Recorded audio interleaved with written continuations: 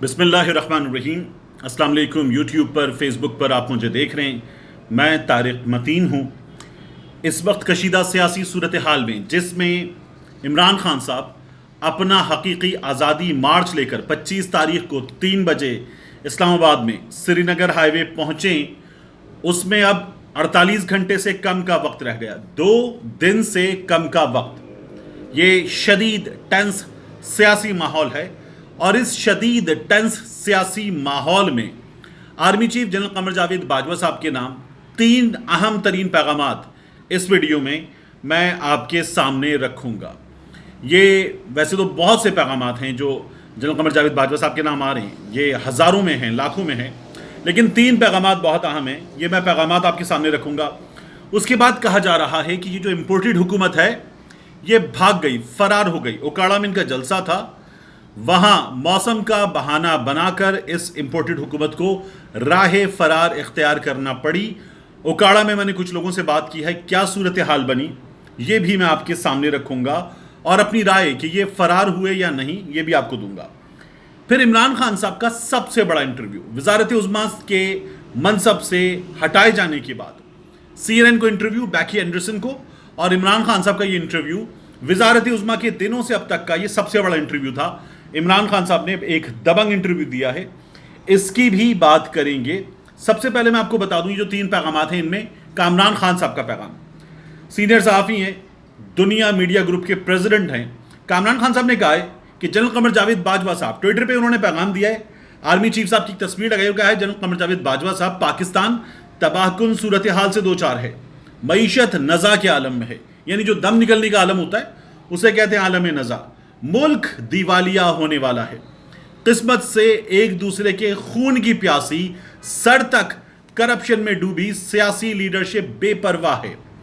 General صاحب آپ کے پاس حالات سدھارنے کی سکت ہے۔ آخری لائن سب سے اہم ہے، میں نے ٹویٹر پہ لکھا بھی یہی کہ آخری لائن کامران خان صاحب کے ٹویٹ پر کوٹ ٹویٹ کرتے ہوئے، ہاتھ پر ہاتھ رکھے بیٹھنا جرم ہے۔ یہ کامران خان صاحب نے جنرل قمر جاوید باجوہ صاحب کے نام پیغام دیا ہے۔ اس کے بعد ایک لیٹر ہے، یہ لیٹر لکھا گیا ہے ویٹرنز آف پاکستان کی جانب سے، اور ایک لیٹر ہے، یہ لیٹر لکھا گیا ہے ایکس سروس مین سوسائٹی کی جانب سے۔ دونوں افواج پاکستان کے جو سابق آفیسرز ہیں، ان کی تنظیمیں ہیں، ان کی جانب سے کیا کہا گیا ہے یہ میں آپ کو بتا دوں۔ پہلے جو میں آپ کو بتانے جا رہا ہوں، یہ جو ہے لیٹر ہے ویٹرنز آف پاکستان کا۔ اس میں کہا گیا کہ موجودہ حالات بہت کشیدہ ہیں، ان میں خون خرابہ ہو سکتا ہے۔ پھر آگے اس کا جو دوسرا پیراگراف ہے اس میں کہا گیا ہے کہ ہم ریٹائرڈ آفیسرز پاکستان کی آرمڈ فورسز کے، ہم نے اپنی زندگی کا بہترین حصہ اس ملک کو دیا ہے، اور ہم جو ہے وہ ان حالات پہ بڑے پریشان ہیں۔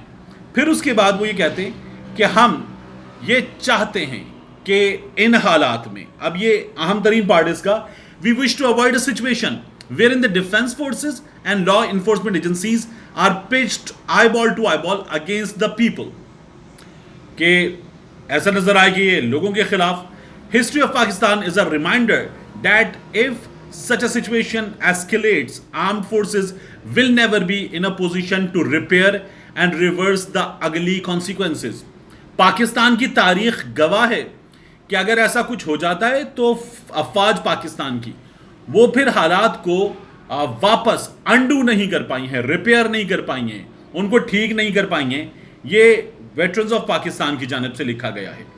اب اس میں کہا گیا ہے اسی لیے ہم پاکستان کے شہری اور پاکستان کی افواج کے سابق آفیسرز، ہم کنسرنڈ اتھارٹیز سے یہ کہتے ہیں کہ اپنا انفلوئنس یوز کریں، اپنا اثر و رسوخ استعمال کریں، صورتحال کو ڈی ایسکیلیٹ کریں، حالات کو نارمل کریں، کشیدگی کو کم کریں، فوری انتخابات کروائیں۔ اگر یہ نہیں ہوگا تو بہت خطرناک صورتحال ہو سکتی ہے۔ یہ 23 تاریخ کا لیٹر ہے ویٹرنز آف پاکستان کا۔ اس کے بعد جو لیٹر ہے وہ لیٹر ہے پاکستان ایکس سروس مین سوسائٹی کا۔ اس لیٹر میں بھی یہی بات کی گئی ہے، اور اس لیٹر میں کہا گیا ہے کہ جو کنسرنڈ اتھارٹیز ہیں وہ کچھ نکات ہیں ان پر عمل درآمد کروا دیں۔ یہ نکات انہوں نے A B C D سے لے کر E تک 5 نکات دیے ہیں، میں 5 نکات آپ کے سامنے رکھ دیتا ہوں۔ Army must not be called in the aid of civil power to stop long march. फौज को मत बुलाना, हुकूमत से कहा है फौज को मत बुलाना, इस लॉन्ग मार्च को रोकने के लिए फौज को मत बुलाना. दूसरा नुक्ता है असेंबलीज बी डिसॉल्व्ड इमीडिएटली, फौरी तौर पर असेंबलियों की तहलील कर दी जाए. तीसरा नुक्ता है interim government of technocrats B announced and installed immediately, technocrat की हुकूमत फौरी तौर पर जो है वो कायम कर दी जाए. चौथा नुक्ता है D, free and fair elections be held as soon as possible, फौरी तौर पर शफाफ इंतखाबात का इनेकाद किया जाए. ई, आखिरी नुक्ता इसका है patriotic media houses and anchor persons including PESS media cell led by major Adil must not be harassed, और मीडिया को हरासा ना किया जाए, एक्स सर्विसमैन सोसाइटी के लोगों को भी हरासा ना किया जाए, as they are warriors for 5th generation war, ये 5th जनरेशन वॉर के हमारे जंगजू हैं, इनको भी हिरासा ना किया जाए. ये कहा गया है एक्स सर्विसमैन सोसाइटी की जानिब से. अहम तरीन पैगामात हैं, और इनमें अब जो सूरत हाल इस हुकूमत की तरफ से नजर आ रही है वो क्या है, इसको बताने से पहले मैं आपको बता दूं ओकाड़ा जलसे के हवाले से. ओकाड़ा में जलसा था, मुस्लिम लीग नून की रहनुमा मरियम नवाज शरीफ साहिबा और हमजा शहबाजी ने खिताब करना था. तो इस खिताब के हवाले से तैयारियां पूरी थी, लेकिन बारिश हुई. मैंने ओकाड़ा में एक शादी हॉल में फ़ोन किया, उनसे पूछा कि लोग मुख्तलिफ दावे कर रहे हैं, आप ओकाड़ा में बैठे बताएं क्या हुआ.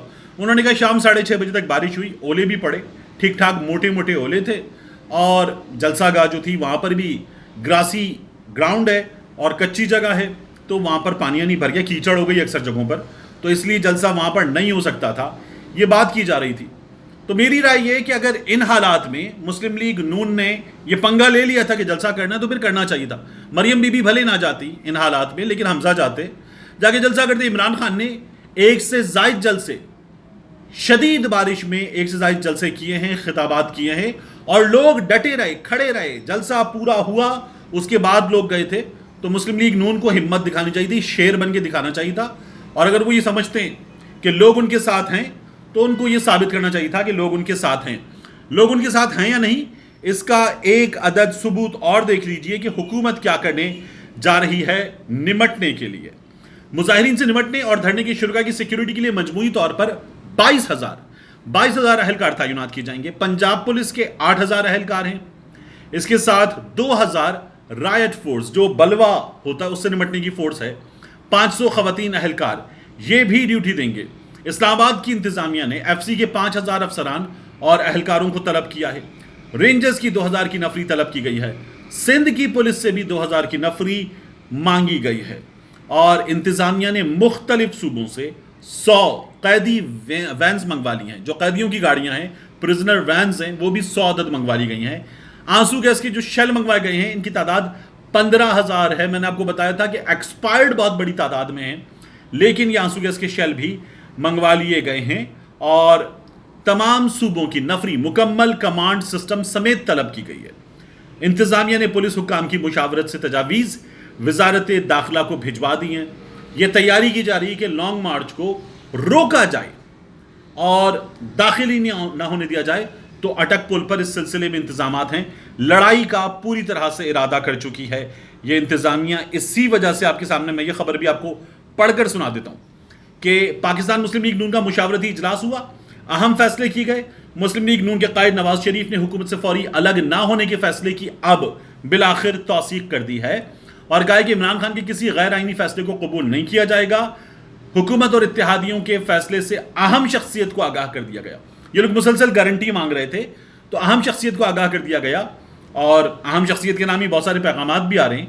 हुकूमत के खिलाफ महाजराई को सख्ती से निमटने का फैसला किया गया, जिसके बाद इत्तेहादी हुकूमत कानून हाथ में लेने वालों को गिरफ्तार करेगी. मैंने आपको बताया कि 100 प्रिजनर वैन्स हैं. पंजाब की जेलों को साफ करवाने और सियासी शख्सियात को अलग सेल्स में रखने की हिदायत जारी की गई. कारकुन अलग और सियासी शख्सियात अलग. और नवाज शरीफ ने हिदायत की है कि राना सनाउल्लाह साहब, आप अमनो अमान की सूरत हाल कंट्रोल करने के लिए तैयार रहें. इजलास में हुआ ये कि नवाज शरीफ लंदन से वीडियो पर मौजूद थे.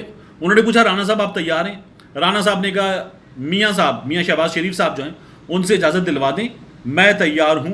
یہ حکومت کی اس وقت کی تیاری ہے اور یہ بزور طاقت نمٹنا چاہتے ہیں۔ ان حالات میں عمران خان صاحب پشاور میں سڑکوں پر نکل آئے، پشاور میں سڑکوں پر نکل آئے، بازاروں میں گئے، لوگوں کے درمیان گئے، سیلفیز بنی، ویڈیوز بنی اور لوگوں نے والہانہ محبت کا اظہار کیا۔